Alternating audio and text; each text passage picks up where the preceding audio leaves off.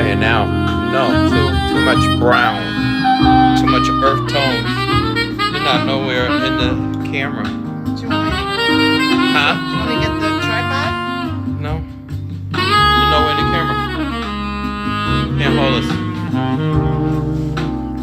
But you got your leg on me. But you got your face cut off. How are we gonna see Oh, each please other? don't drop the phone.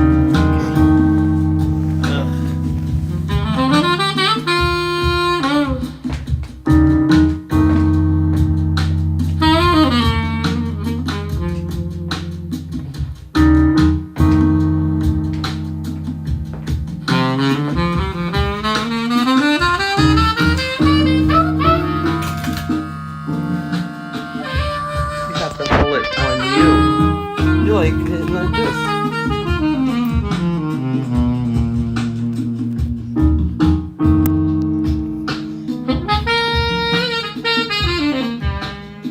It's not gonna work. Do you want to stop it and start it again? No.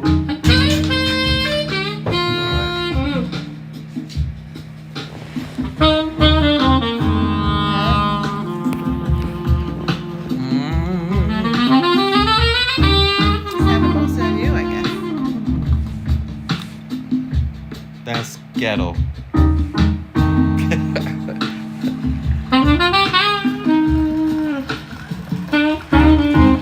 about to give you the phone.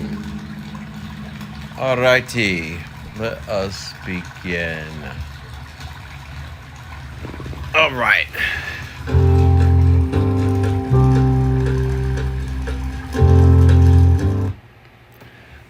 Alright. I just wouldn't think this day would be complete, or this weekend would not be complete if I didn't give you some thoughts on a great man, Yes.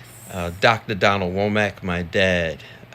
And you actually heard him preach Twice. one time, right? Twice? Before we were married. Share what you actually, you have to get your whole face in the frame. Otherwise, it's Hi, everybody. a worthless. So, yes, yesterday, today's the 15th, right? Yesterday was Dr. Donald's, which is my father-in-law, his solar return. And he was a fantastic man whom I know that because of the man that I'm married to. But I had the privilege of hearing him speak 2 times before he made his transition. And I think it was the second time that he spoke. He said something seemingly so simple, but yet profound, that when you come to church, it is a classroom, it is school, and you need to always have your textbook with you, which is the Bible.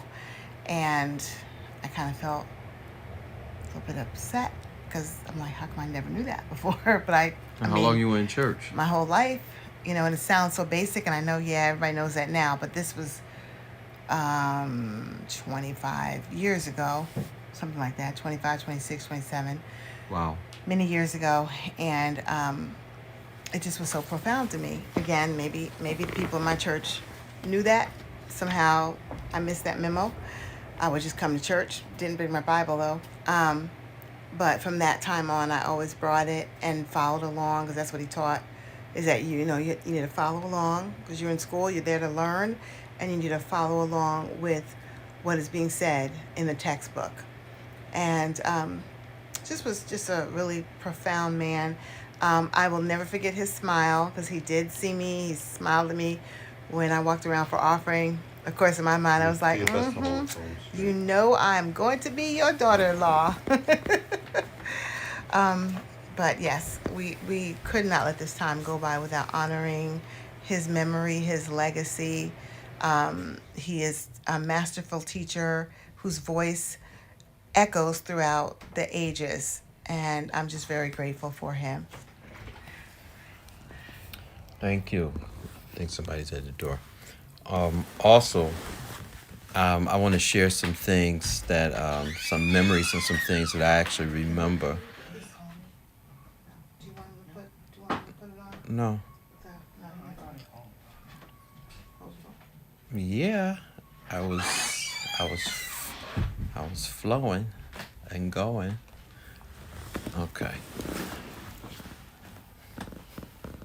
All right. So, some things that I remember, and I like jotting down some things. I remember little things and little sayings. One of the things is my dad used to say, "Whatever you're going to do, be the best at it. Do the put the best in anything that you're going to do, your endeavor, etc." And my whole family, especially the men, they always had little things that they would say. One of the things that my father liked is Philippians chapter 4, verse 13, which I think that was his favorite. There were certain scriptures he said all the time, but Philippians chapter 4, verse 13, I can do all things through Christ, which strengthens me. To this day, that has been stamped. That scripture has been stamped or pounded upon my spirit and my psyche. That I live by that. That I know, not by myself, but through Christ, I can do all things through Christ. That was something he instilled in me. And I remember he used to do a lot of teaching. He used to teach a faith class. He taught also prosperity. He taught theology, systematic theology. He taught general Bible, evangelism. But the best classes that I had with him was in a car. In a car. Or if he invited me into his room where he watched TV or his office. Like that was the best. Like his messages, such as "Don't let the green grass fool you," "Shields of brass," "When you could, you wouldn't. Now you want to and you can't." A really nice message I like was this one: "What is man? What is man?" Very powerful messages. But there's some things I remember, some sayings and things. I mean, he had a whole lot of things that he would say. And I thank God that I inherited his ministry. He had two sons. I'm the oldest. And I had the opportunity of my dad laying hands on me, ordaining me. I thank God that a man ordained me. Yeah, that's awesome. And I And mean your a father. man, Yeah. a real man Yeah. ordained me. Yeah. Now there are a lot of people that get hands laid on by a woman, but I thank God a man ordained me, Yeah. a real man with integrity. And there was just something I wrote down, things that I just remember. The man on top of the mountain didn't fall there. My father used to say, if you're gonna get somewhere, it's you getting there. It's nobody else getting you there. It's good to know other people, because I knew a lot of people. I knew a lot of famous, well-known, renowned pastors, bishops, evangelists, speakers, etc. And used to rub shoulders and so forth. And my father said, you have the opportunity that I didn't have. He said, what you do, every door of opportunity that opens to you, take the stage and let the Lord use you. And I actually did that. And I would constantly hear this: the man on top of the mountain didn't fall there. So if you got on top of the mountain, or you see any man on top of the mountain, he didn't just fall there. That man climbed. And I'm climbing to this day.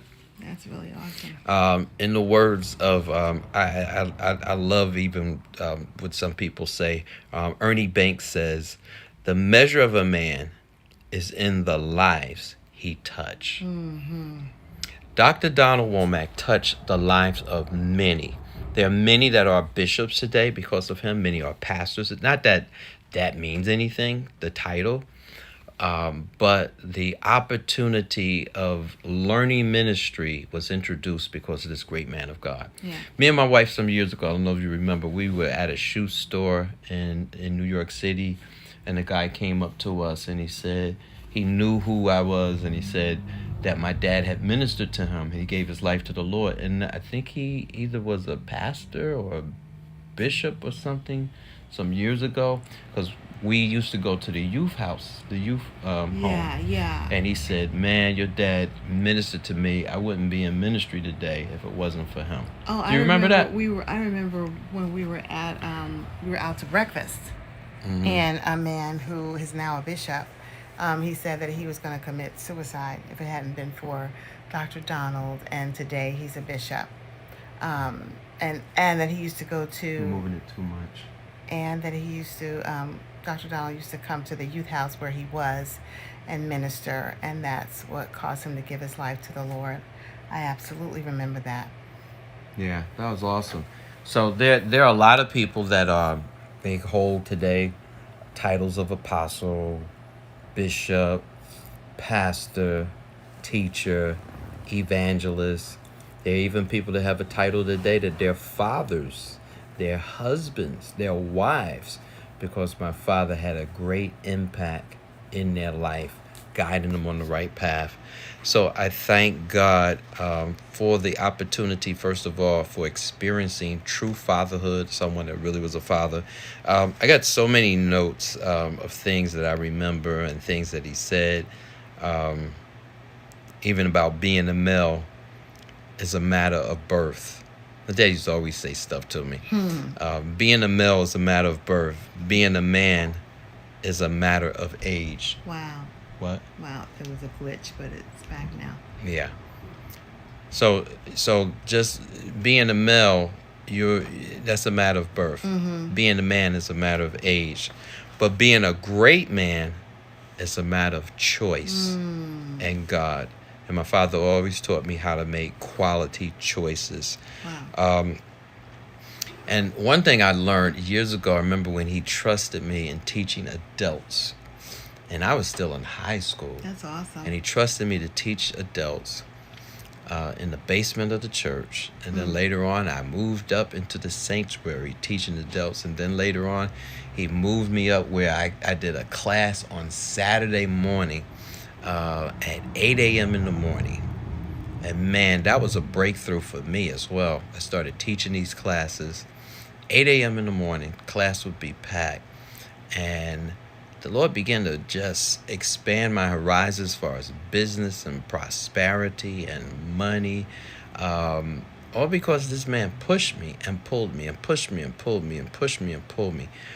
And one thing I learned from him, and I wrote this down so I wouldn't forget it, that money doesn't change men. And I was like, I remember when he first taught me that money doesn't change men, it unmasks them. Mm-hmm. It unmasks them. You begin to know somebody really when they begin to have money. Yeah. It'll show their true colors. Yeah. And my dad used to say, whatever your nature is, money is going to actually begin to multiply your nature. If your nature is that of an alcoholic, when you get more money, you're just going to drink more alcohol. Yeah. If your nature is that of a junkie, you get more money, you're just going to get more drugs. If your heart has evil, you get more money, you're just going to do more evil. Yeah. Because money don't change you, it just amplifies who you are. Yeah. It unmasks you. Yeah. So this man really taught me prosperity, because most people think prosperity is money. And prosperity, I learned this from my dad, is meeting the needs of mankind regardless of what those needs might be. What do you think about what I just said? That's powerful. It's what I see you do. Staple. It's powerful. It's what I see you do. It's what I see you teach. That you're blessed in order to be a blessing, and that you being a blessing is that you being blessed is so that you could be a conduit of blessings to others. A lot of people think of, us for and no more. God bless us, God do for us, but we're blessed in order to be a blessing or an avenue or a stream of blessings to other people. And that is what is evident that you learned, and that what your dad taught you. And I think one of the last teachings that he did was even on the family. I was able to see a lot of those videos. And even the family unit in and of itself is a foundation of blessings upon society because of just the structure of it and God's idea about family. And so prosperity is something. I wanted to ask you, yeah. with Father's Day coming, because your dad was such a great father and you're a great father, what would you say to men out there who want to know what it takes to be a great father? And what would you say to men out there who want to know what it takes to be a great son?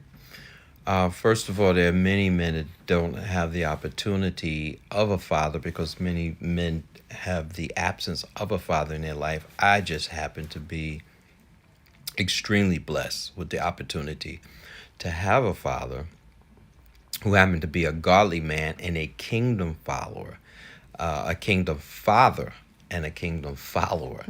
And what I mean by a kingdom father is when he got up in the morning, Satan said, "Oh hell, he's up," because he was that much of a powerful man, a praying man, always fast, always consecrated, Wow. always help the community, feeding the hungry, clothing the folks that needed clothes, paying people's mortgage, rent, etc. The list goes on and on. I don't think you can really truly father properly. It's a lot of mistakes you can make unless you get under somebody, whether it's a spiritual father or find someone who has perfected fathering. And again, I'm not talking about perfect fathers because there's no perfect human beings, but you need someone who basically is doing it. It's just like there are a lot of women who say that they're wife material, but they never been taught how to be a wife. Yeah. Only a wife can teach you how to be a wife. Yeah. Everything else is an assumption. So only a father can teach you how to be a father, or you're just assuming, you're guessing. So I would say find someone who is a father, okay? Someone who has integrity and they're truly fathering, and learn from them. If not, find a spiritual father, someone with integrity, someone who has a family and they're taking care of their family and they are at the same address, and begin to learn. Especially young men who you're not in the same household with a man. And I would say to every man, find your group of guys, get support, okay? Find your pack. Find your pack, Yeah. get with a group of guys, and especially even those group of guys, because there might be a bunch of guys that don't have any access to a father. I would say if all the guys get together, y'all focus to find somebody to mentor you, Yeah. because the closest thing to fatherhood is mentorship. Wow. Okay? You'll find that in the Bible, Elisha says to Elijah, my father, my father. That was not his biological father. Because some of you, your father didn't get fathered, so he can't properly father you. So the next best thing is find a mentor. Yeah. And you'll see in Scripture constantly mentors are considered fathers. Wow. So we are without excuse. We're without excuse. And you have an excellent book that you wrote on mentorship. If you don't have that book, I encourage you to call 973-748-0090, 973-748-0090, and ask how you can obtain that book on mentorship, The Power of Mentorship, written by Bishop Womack-El. It's a powerful book, and he is very qualified to teach that because he was mentored and now is a mentor to many. Yeah. And I'm going to close on this because, and I probably need to come back another time and speak on this.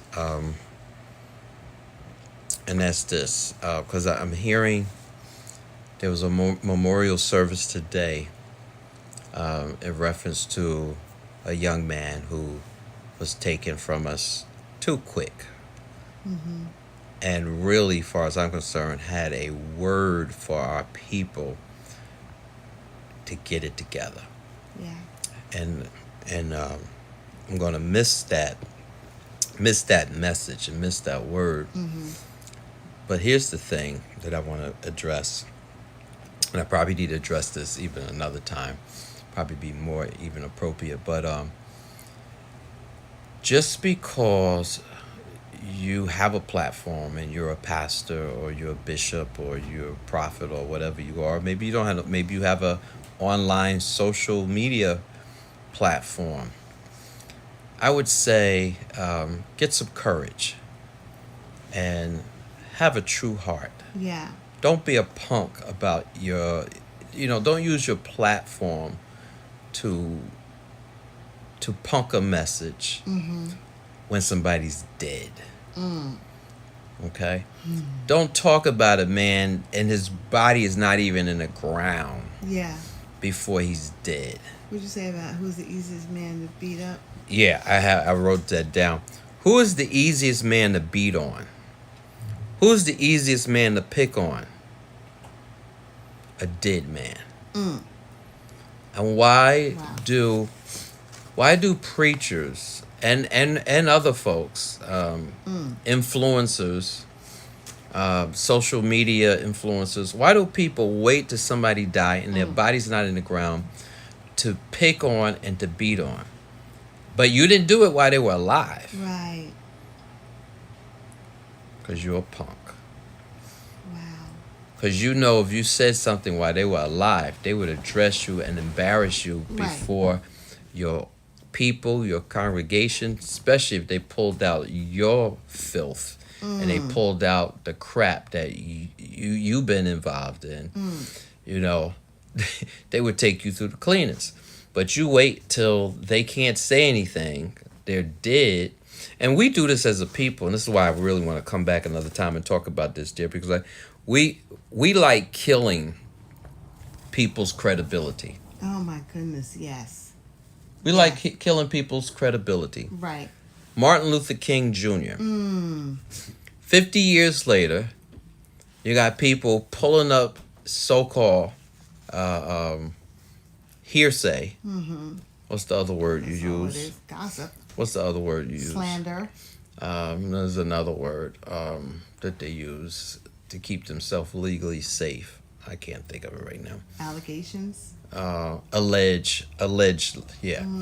You know, about Martin Luther King Jr. Yeah. And his wife never said anything. So if his wife never complained and his wife never said anything, it's none of our business. True. We do it with everyone, even Malcolm X. It's crazy. There were rumors about Malcolm X. We wait till they die and want to destroy people's credibility. So they put out Malcolm X. He was gay. He was homosexual. It's not even worth repeating But because it's so only ridiculous. our community does that stupid thing. Yeah. You know, we do it with everybody that is a leader and that has. We won't shine a light on what they have contributed, Right. what they have done, but we shine a light on the assumption of something bad. And you know why? Misery loves company. And Misery these loves are company. people who would never do the thing. They would never even do a fraction of the things these great men did to help their people. Wouldn't even do 2%. So Not even they 2%. should have nothing to say. And Nothing. people have no evidence of anything. The majority is hearsay. Yeah. No evidence. So who's the easiest man to pick on? A dead man. Who's the easiest man to beat upon? A dead man. And when you think, it's just amazing. I can go through a whole list of individuals that have been leaders and have just given us some major insight into life of a culture, of a community, of a people to rise up, almighty people. And you'd be surprised how we turn over our leaders to the enemy. Or after they die, they live this magnificent life that if they were alive, you want to be right by them. But Right. after they die, Right. you just go ahead and Scandalize their name. scandalize and tear up their credibility. Yeah. And it's really sad. Y'all get a chance, y'all look up buck breaking, because that is a term that they use back, buck breaking. And that's what y'all y'all don't even realize that you're playing into. See, your enemy, I'm not talking about Satan, yet you probably classified the Satan syndrome, but your enemy doesn't want you to have any icons, nor does your enemy want you to have any heroes or any leaders. Because if you have no icons, and if you have, whoever controls the image controls the narrative. So you have no positive leaders, no positive icons, no positive images, no positive blueprint that looks like you, then you will continue to be a slave, even though you're not on the field. You will continue to be a slave. And we don't realize. Wow. What do you think about what I said there? I think this is saying whatever image you behold, beholds you.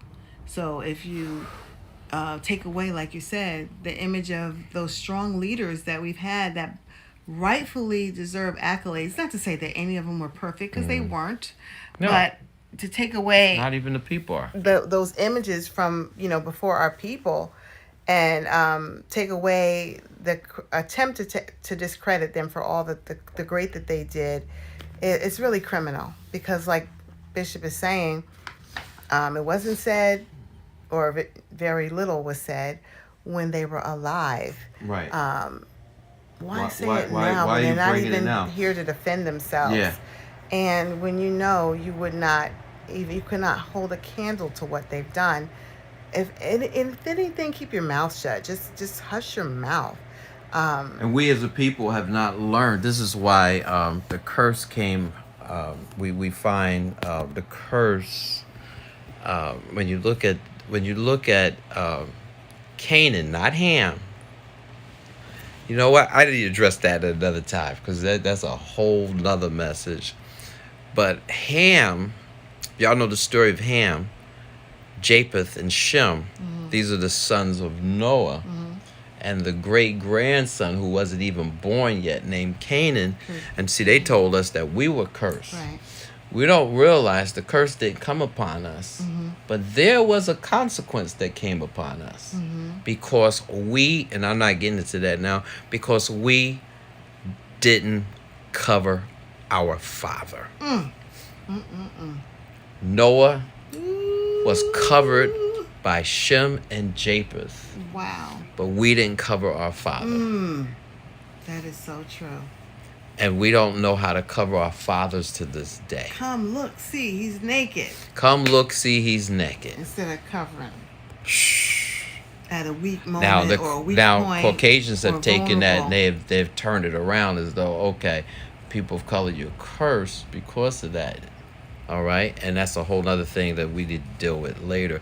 But we have to learn how to cover, not to cover sin, but to cover enough until whoever has fallen into a reproach get repaired. Yeah, pray for them. Not to expose, to destroy, but to cover, to heal. Yes. You understand what I'm saying? Absolutely. Or to repair. Absolutely. You know? Because what people don't realize often is that these leaders, they are more vulnerable to even the attack of the enemy, because you always say the anointing attracts attack. So here they're on divine assignment from the Lord to do something great and awesome and mighty. Who would the enemy go after more than anybody? Your Not leader. Someone who's sitting on the don't go couch after, don't go after watching no name. YouTube all the time. Don't but go after someone- no name. Right. Someone who is actively doing the divine assignment for which they've been sent to the earth. So, of course, they're going to be more subject to attack from the enemy, from the flesh, from the world. And if anything, we should cover them with prayer. If nothing else, cover them with prayer, not with gossip. Cover them with your mouth shut. That's right. Unless you're talking to the Lord. Right. So it's easy for you to sit and judge and say this person did that person I heard about this person. Why would the enemy even go after you when you're doing nothing Mm, and they're doing something because they're a to threat. help their people? Yep. Because Whether it's they're a financially, threat. racially, socially, economically, maritally, they are helping their people. They're a Yeah. threat to the kingdom of darkness. Yeah. Absolutely. Yeah. I wrote this down, dear. People get mad and jealous at people, especially when someone is teaching a truth that insults, and you're mad only when you fit the profile. You're mad only when you fit the profile. Yeah. For instance, one brother would call people out. People hated what he said, just hated. So when he died, they're talking about, oh yeah, good is good. He died. Oh, good for about That's this. a Good, terrible is, thing to say. and that shows. All you just showed is your character, and you just showed what he did say was absolutely true. You're mad because you fit the profile. You're mad because you fit the profile. You're not fit. You're mad because you fit the profile. You're not feminine. And you were called out. So that's why you're mad. You don't get mad. You don't get, if somebody called me a fag, that's not bothering me. Right. Because you know what you are. You're not. I know exactly Right. what I take care of. Amen. And how I'm taken care of. So Amen. if somebody called me a fag, that it's Right. like, yeah, you can stay across the street, call me fag all day long. Yeah. Just don't come in my face, don't touch me, don't bother my family, and we good. So it doesn't bother you because you know it doesn't apply to you. Doesn't apply So to me. People get upset and offended because they know things apply to them and they don't want Right. to hear the truth because our people hate the truth. Yeah. So that's why they're upset. That's Yeah, all. if you call me poor, you call me broke, you call me whatever. It doesn't It's, offend you. no, Yeah. it's like I'm gonna laugh. Like, You know really? what people don't realize is that just like Abba did in the Bible times, when one Pharaoh was gone, there was another one raised up, and it was even worse than the last one. Yeah. So, the voice that they want to silence, oftentimes, here comes another voice, and it's harsher than the last one. So you should have Yeah. appreciated the last one. Yeah. But you wouldn't listen to the last one, so God had to send another one. Yeah, and I really think, and what God sends to you, don't always wear a clergy collar. That is the truth. What God sends to you, they don't always be toting no Bible either. Right. What God sends to you, don't always be giving communion in the Eucharist. Because sometimes the Lord knows that some people aren't going to listen to that at all. Mm-hmm. So he has to. The Lord loves us so much that he's going to meet us at whatever level we're on. Yeah. Wherever he needs to meet us. That's why I love him. Yes, he's just so awesome. He's doing everything he can to get to us on every level. And so a lot of times, like you said, they don't have to come with the clergy collar and the Yeah. Bible in their hand, but they're still speaking a message that needs to be heard. Yep. Yeah.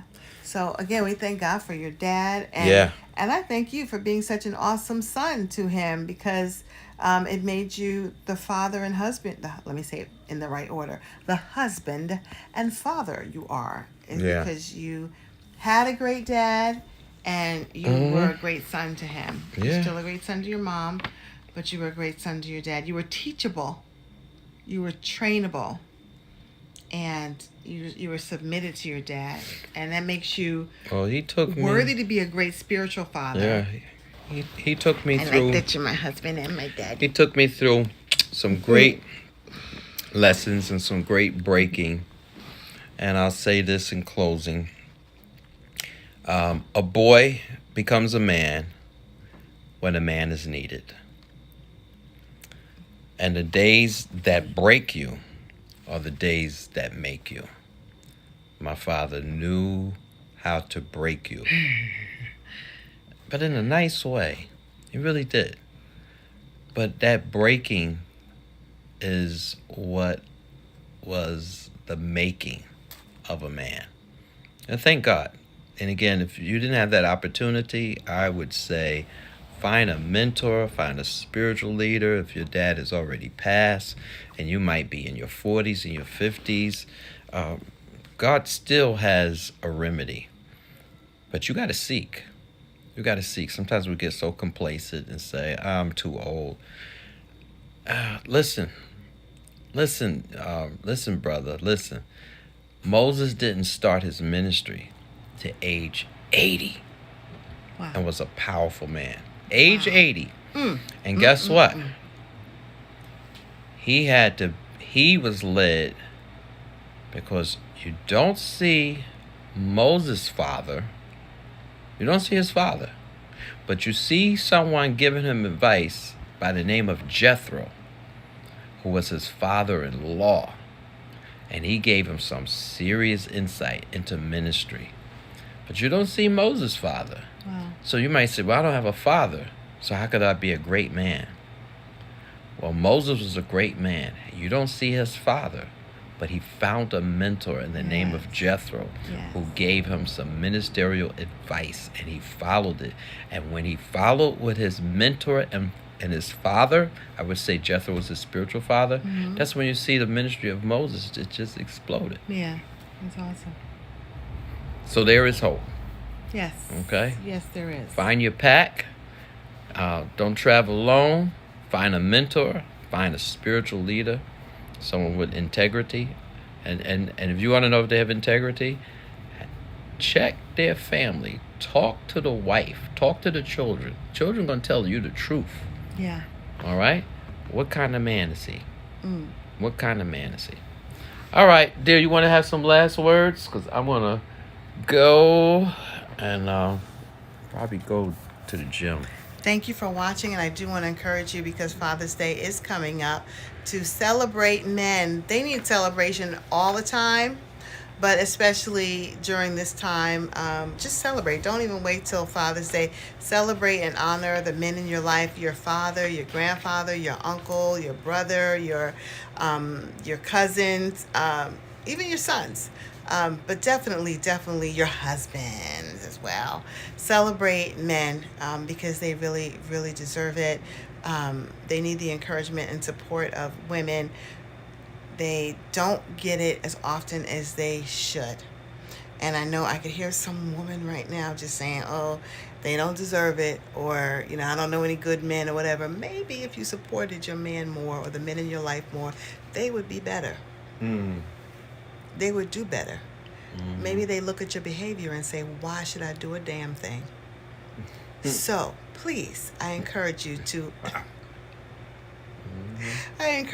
support them, encourage them, pray for them, be pleasant. Especially we women of color, we can be awesome and we can be awful. So choose to be awesome. Oh, say it again. We women of color, we can be awesome and we can be awful. So choose ye this day. Choose to be awesome. Choose ye this day. Peace. Which one you gonna serve? I gotta figure out how to turn this thing off. Okay. Stop. Peace.